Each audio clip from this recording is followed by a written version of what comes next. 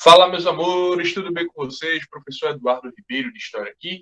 E hoje vamos falar sobre a queda da monarquia, né? Pós-Revolução Francesa. Aliás, pós não, durante o processo de Revolução Francesa, melhor assim dizendo, né? A Revolução Francesa, como a gente viu, na tomada da Bastilha no nosso vídeo passado, ela foi importante porque ela coagiu o rei, né? Ela fez um ataque a um símbolo. A tomada da Bastilha é importante porque é um ataque a um símbolo e esse símbolo era o poder absoluto do rei. O rei ele ficou numa situação completamente difícil, certo? Ele teve um ataque no símbolo, ele foi coagido, ele perdeu apoio e eles foram obrigados a retornar a Paris, né, como a gente viu na aula passada. Se você não viu, vai lá e assiste, dá um like, se inscreve no canal, depois volta aqui e confere esse vídeo. E ele foi obrigado a jurar a Constituição, certo? Ele foi obrigado a jurar a Constituição porque ele era bonzinho? Não. Ele não queria perder o poder, certo? Mas, entre perder o poder e o trono, para ele foi melhor perder o poder. Ele foi obrigado a jurar a Constituição.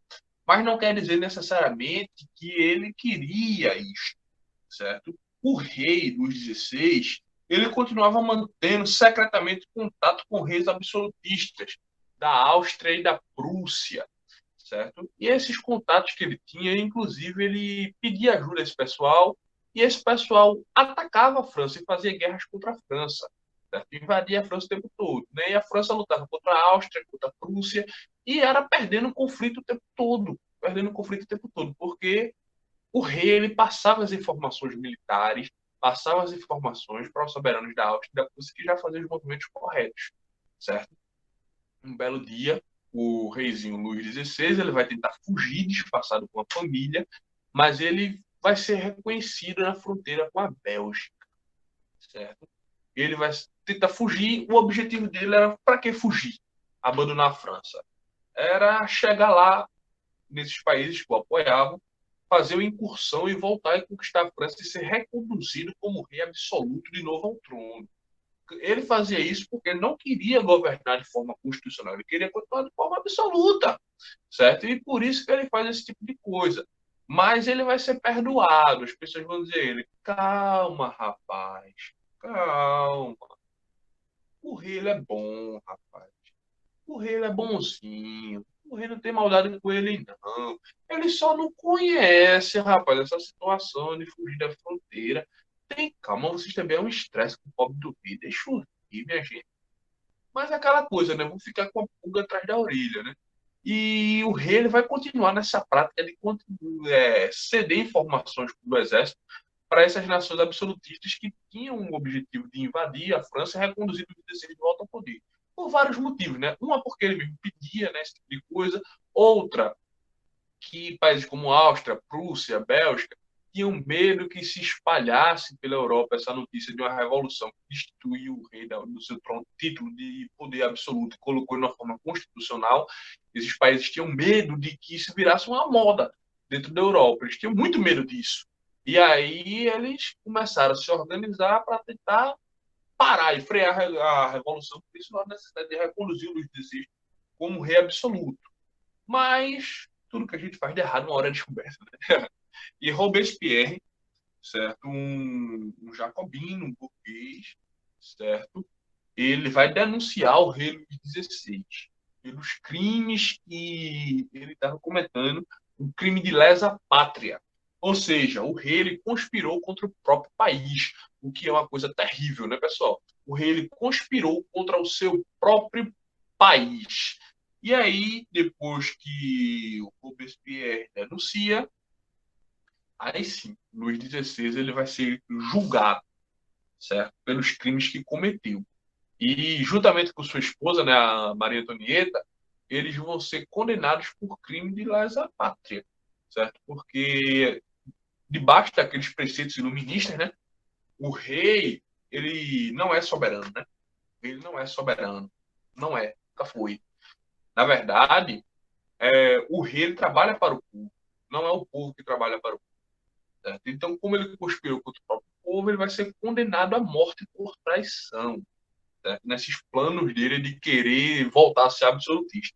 Se ele tivesse aceitado a Constituição e permanecido da forma que estava, ele não teria sido condenado à morte, nem pelos crimes que ele cometeu antes da tomada da Bastilha, né? Mas o pós-tomada da Bastilha foi definitivo para que ele fosse condenado à morte. Interessante que o Luís XVI ele vai ser guilhotinado em praça pública. A guilhotina é esse instrumento aí que vocês estão vendo, né? Em que o condenado ele coloca a cabeça aí e se solta essa lâmina, a lâmina desce, corta a cabeça do condenado. E sua esposa Maria Antonieta também vai ser condenada à guilhotina por lesa pátria, uma vez que ela vai ser considerada cúmplice do rei. Se ela não quisesse ser condenada, ela deveria denunciar o próprio marido pelos crimes que ele tivesse cometido, né? Com a Utopia, ela não faria isso nunca e por isso ela também vai ser condenada pelo crime de lesa pátria. Certo? Aí tem uma gravura da época, né? Que é a execução de Luís XVI. A gente pode ver, né, um burguês mostrando a cabeça do rei para a multidão. E essa execução de Luís XVI foi uma coisa que chamou muita atenção. Certo? Chamou muita atenção mesmo, porque foi um evento público. Certo? As pessoas elas ficavam esperando a notícia, né? E se anunciava, né? Crianças saíam batendo no tambor, né? Pessoal, hoje não percam em praça pública a execução do rei Luís XVI. E aí se tem a execução do rei num evento público. As pessoas foram ver a execução do monarca. Então veja o nível que chegou nessa Revolução Francesa.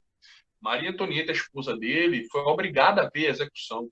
E ela sabia que 2 dias depois seria a vez dela de passar pelo mesmo sofrimento.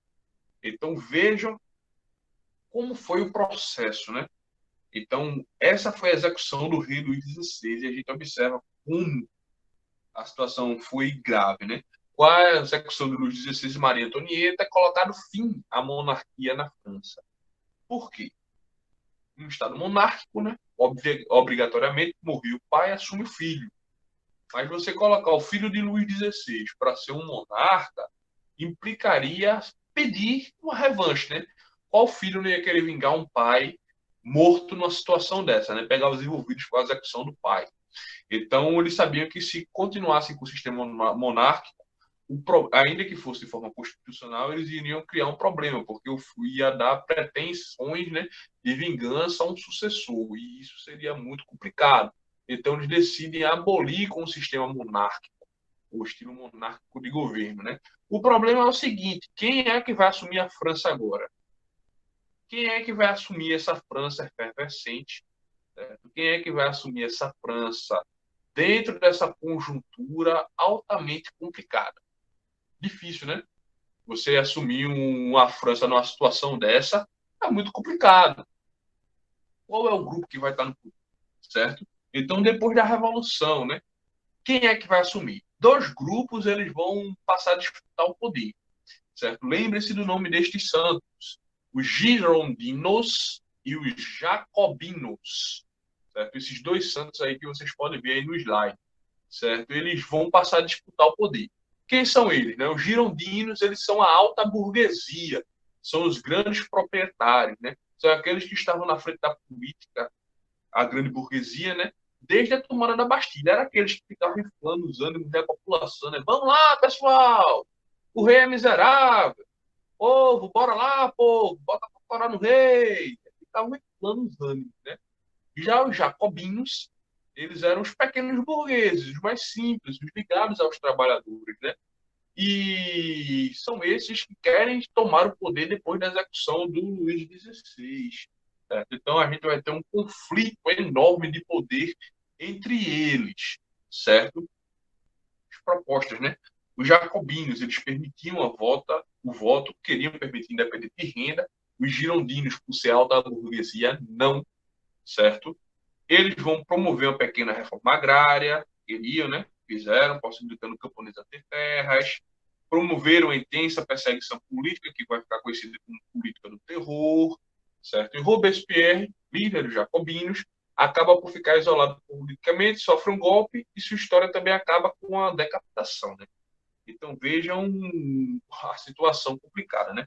Depois da morte de Luís XVI, os jacobinos, ao assumirem o poder, né, os girondinos lideraram demais, e os jacobinos eles tinham mais apoio popular, né, uma vez que eram ligados às pessoas simples, né, aos pobres. certo? Então, estes eram a maioria, né? A maioria das pessoas achava que o girondinos podia ser uma perpetuação da monarquia.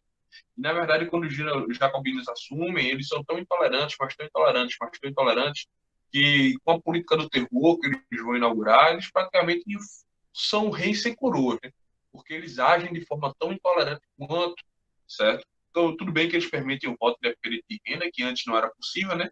Com a Constituição que os girondinos eles elaboraram, mas, em compensação, as perseguições políticas por quem eles achavam que era adepto da monarquia ou dos girondinos é terrível, né? Robespierre, que é o líder político, que inclusive foi ele que denunciou Luís XVI, ele se torna um radical tão grande que a turma vai dizer, esse cara é doido, para esse camarada. E aí ele vai sofrer um golpe e vai terminar sendo decapitado também. Então a gente observa que a situação política na França ela está extremamente complicada. A situação entre girondinos e jacobinos, as coisas não conseguem mais se encaixar, as coisas não funcionam mais.